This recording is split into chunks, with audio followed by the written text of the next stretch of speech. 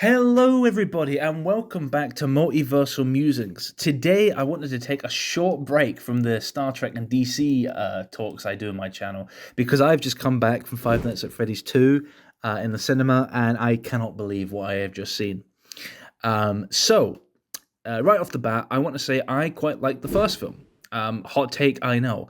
I thought it was charming. I like that they knew their audience and they made the film for the fans. It really did feel like a love letter to the fans. They had the Living Tombstone theme tune at the end, and they had the Matt Pat cameo and stuff, and even drops, "That's just a theory."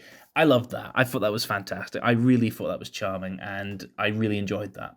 Even for a film that was like, yeah, it wasn't too bad. It was, it wasn't a great movie, but it was fun. It had good moments, and I liked that. And I thought that it was actually setting up for something interesting down the line that was separate from the games.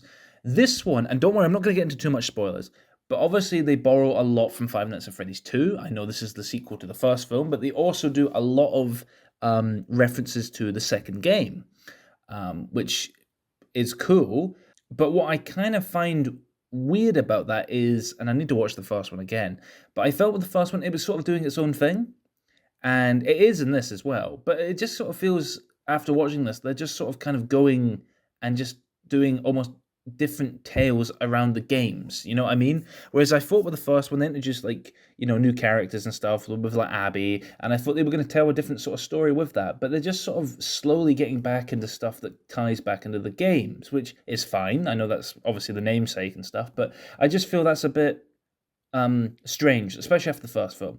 Um, and maybe I wouldn't feel like that if the plot in this film was actually good, but it is very just bland. It's very boring. It's very convenient. There's a lot of stuff that happens in this film, and it's just very convenient that it happens, and certain things happen, and then for example, and don't worry, I'm not going to get into spoilers with this, but for example, there's a bit in it where Vanessa's driving a car, and the car breaks down, and she starts like calling Mike, and she's like, "Oh no, Mike, I don't know how I'm going to get to you," all this kind of stuff, and there's like this huge sort of like moment where you think, "Oh man, this is tense," in the context of the film.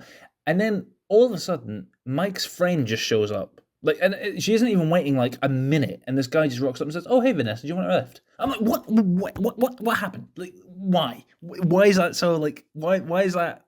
Why was that written? Why was that edited? And why was that like acted? And why was that like filmed and then edited and then like put into the final product? I don't know how. I really don't. That is such idiotic to me. Um, what I will say, I'm sorry, I'm rambling. I usually write my scripts, but this I just wanted to talk about. So the sets look phenomenal. I will give them so much credit with that. The pizzerias look fantastic. They look so good. I love how they look. They look fantastic. I would love to go around them and see how they've done them all. They look fantastic. The animatronics look incredible. They have got some genuinely extremely talented people working on these movies. It's just not the people who are writing the scripts. The acting as well is very okay. It's not awful. It's not like the worst acting I've ever seen, but it's not exactly anything that's to write home about. It's just like people react to things that happen, and it doesn't feel like it has much impact at all. The whole film feels like it's setting up for the third film, right? Which is fine if they did something interesting with this film. But it's sort of like we've got like a Empire Strikes Back thing, right? But instead of like making it like the most interesting film in the franchise and turning the whole thing on its head by making Vader Luke's father and doing something that's, oh my god, that's radical. I was not expecting that. They just exist. It's like a series of sort of scenes that go together to lead to the next movie without it ever actually having anything entertaining or interesting to say. So I don't know. It's a very odd one. And instead, I can't really talk about it too much about spoilers, but it felt very bland, it felt very uninspired, and it was just like, I don't know, it just felt very just meh. I gave it like a 4, and I can't really work out if it's a 4 or a 5 out of 10.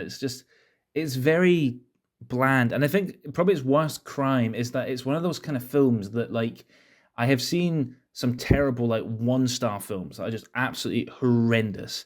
And I've also seen some one-star films that are so bad that they are really entertaining and fun and enjoyable because of how bad they are. And then I've seen films that are phenomenal. I've seen 9s and I've seen 10s. This one is sort of in the middle. It's one of those kind of films that's just so bland and mediocre and lackluster that it almost feels worse than the sort of the bad films you've seen that are at least entertaining. Because this just wasn't entertaining. It was just like, well, who cares? Like, what's going on? Like, it's long. The pacing's weird, and it's just nothing happens in this movie that kind of you go, oh wow, that's really cool. There's like bits. There was a bit in it where, again, no spoilers. I'm not gonna say it, but there was like a character that me and my friend thought we saw throughout the film. We were like, whoa, and it turns out we didn't. And it was like, all right, okay. So what's the point? You know, you kind of get yourself hyped up about something that's not even there, and it kind of like lets it down a bit. But it's just quite a bland movie. It just kind of, I thought it sucked.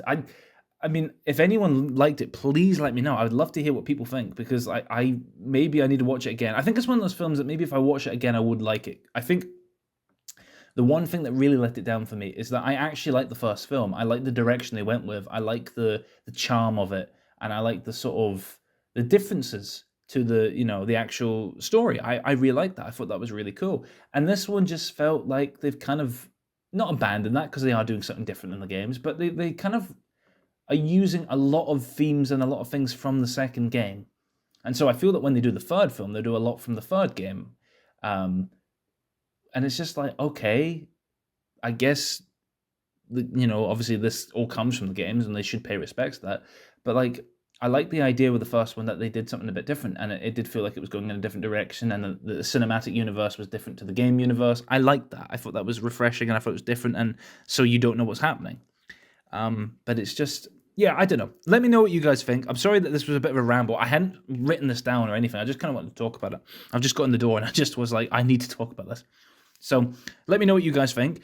And I will go back to the Star Trek and DC stuff pretty soon. But yeah, thank you guys for watching. And I'll see you all in the next one.